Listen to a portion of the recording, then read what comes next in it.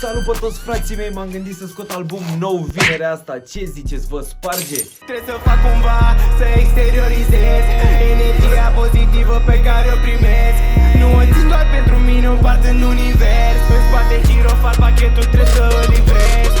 Deci acesta o să fie un vlog mai scurt. O să vă zic 2-3 chestii despre album, cum l-am gândit, cum l-am conceput, când a fost înregistrat și așa mai departe. 1. A fost înregistrat acum câteva luni, înainte să mă apuc de livrările de la Taz. On your face. Yeah. Wow. You motherfucker. I hope you get fired. Oh yeah? Și în acest album este vorba că eu am evoluat foarte mult pe muzică și pe cântat de asemenea și aduc niște vibe-uri de Travis Scott în România, da? Deci dacă o să-mi ziceți Travis Scott de România, înseamnă că e ce trebuie.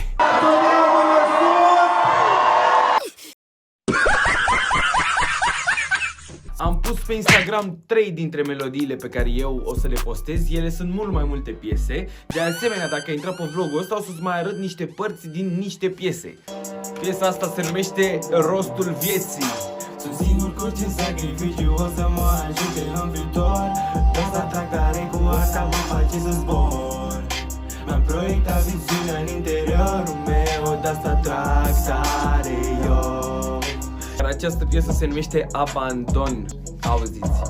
Wow, vreau să pun pe mine gheață. Nu gaiandă pe balanță. Wow, bună familie, o masă. Nu vă mai abandonați copiii, că e clar că n-a fost interes destul.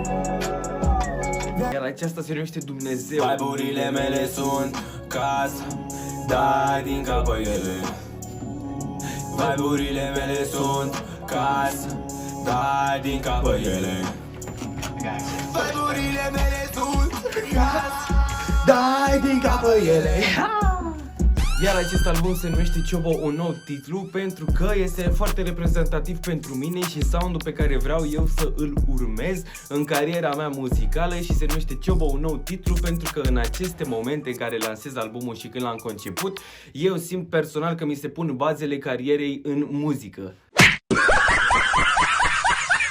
Cât despre data când iese vineri, nu uitați că am făcut un server de Discord în descriere unde se trimit beat-uri, loop-uri, oamenii vorbesc despre muzică și așa mai departe. Chiar dacă nu faci muzică, poți să fii foarte vână pe server, înțelegi?